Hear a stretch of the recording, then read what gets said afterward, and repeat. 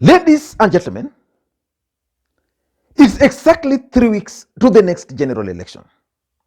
But William Ruto and his brigades are concerned. They are concerned because the mountain is actually slipping from their grip. The UDA offices in the mountain are being repainted red Jubilee colors. What is really happening in the mountain? If you compare William Ruto's rallies in the mountain 2 years ago to the current rallies, then you can clearly see the difference. Previously, what used to happen was that whenever the deputy president would call for a rally or a meeting in the mountain, they would be full. That is not the case today. You can count, like yesterday, the deputy president was in several parts of the mountain, but you can only pick specific areas where the rallies were full. Previously, William Ruto and his team had so many lobby groups forming up to support them in the mountain. Today, you hardly hear of any new lobby supporting William Ruto. UDA offices were being opened daily across the mountain. Jubilee offices were being closed. What is happening? For those who understand politics, William Ruto is facing serious challenges in the mountain. Because number one, his early campaigns. He began early. And because of that early campaigns, his messaging became stale. So which means for the last 5 years, William Ruto has gone to the mountain and he has told them story of Raila Odinga. And there's nothing new he's now telling those people. So those people, like if you go to a rally 3 times and you're told the same thing, then you don't even see the need of going there, seeing the same faces. The other thing which affected Ruto is the fact that he failed to master the art of scarcity. So William Ruto consistently went to the mountain every single week. So he became common. And lastly, the money. William Ruto understood that for him to win the mountain, he needed the money. So he spent a lot of his money in mobilizing people. So when now the real campaign began, and that money might not be available, even if it was available, there's a way it's being managed. Then most of these people are not seeing the need. So the offices which were previously being used to advance Tanga, to advance UDA agenda, are no longer being used for those purposes. So in this video, I want us to look at why UDA offices in the mountain are being repainted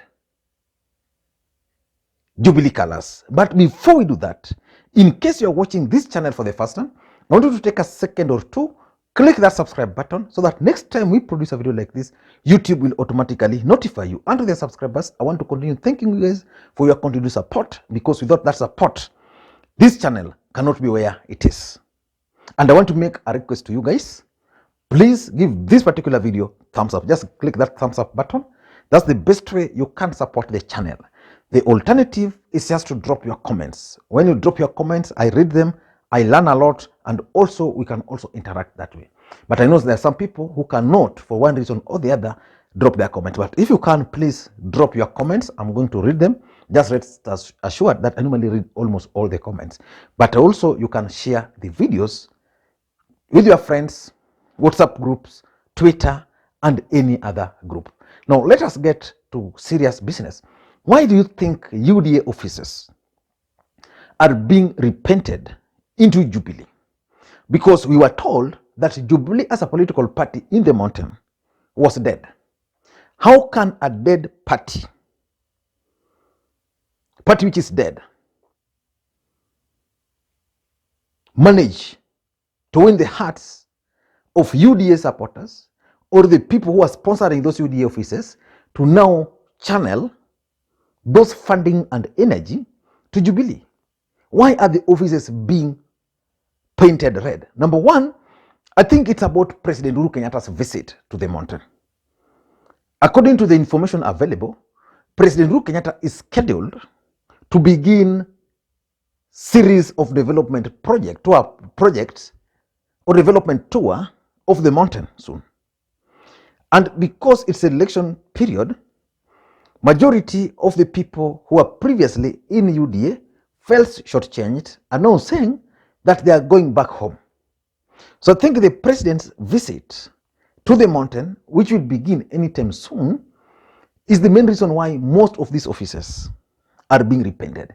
You know, it would be embarrassing for President Uhuru Kenyatta to go to, say, a shopping center and find UDA offices just across the road while he's addressing the gathering. So what these guys are doing is that Uhuru Kenyatta is supposed to tour Mountain Kenya. So these market centers where UDA offices are, they are being repainted. So that when the president will be there, probably will be able to open a Jubilee office here, because the president is keen on reviving Jubilee as a political party. And because of that interest, his supporters are saying, let us go back home. So Uhuru is coming. Uhuru is our leader. When Ruto was still very popular in the mountain, there was this story that William Ruto was the main guy and that Uhuru Kenyatta was just playing Raila Odinga.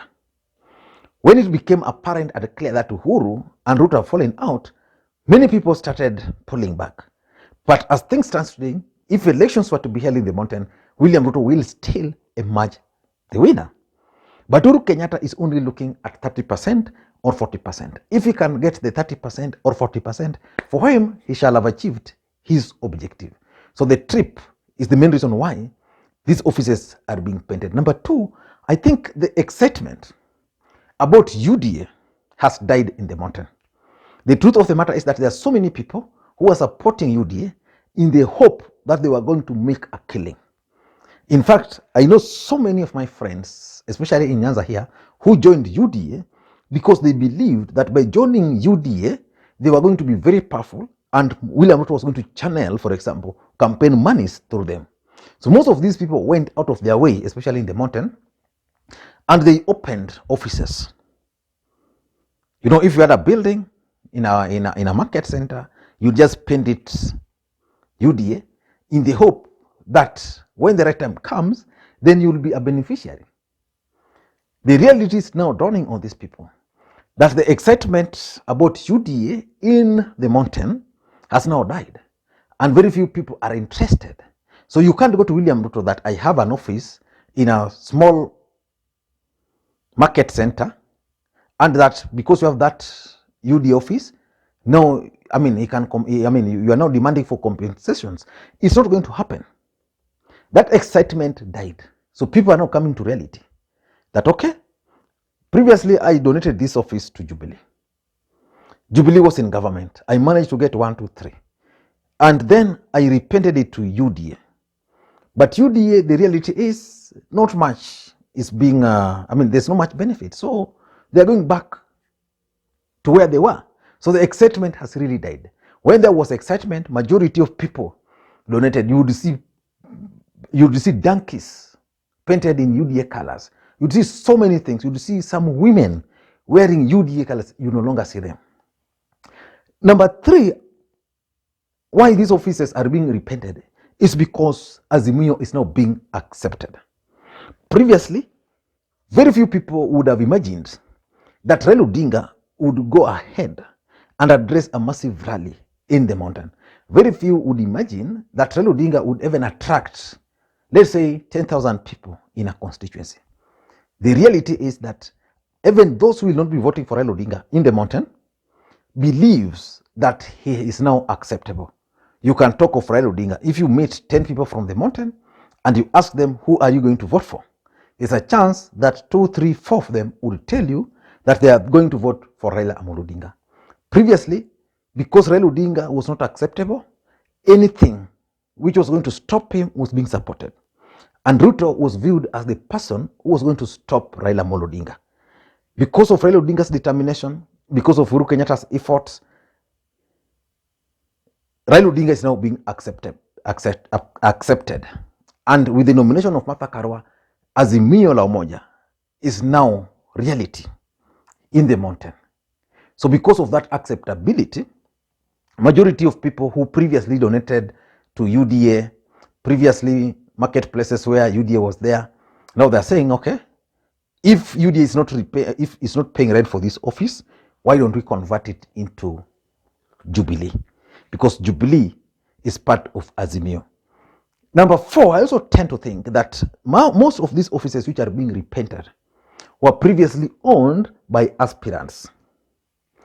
And most of these aspirants felt shortchanged, especially after the nominations.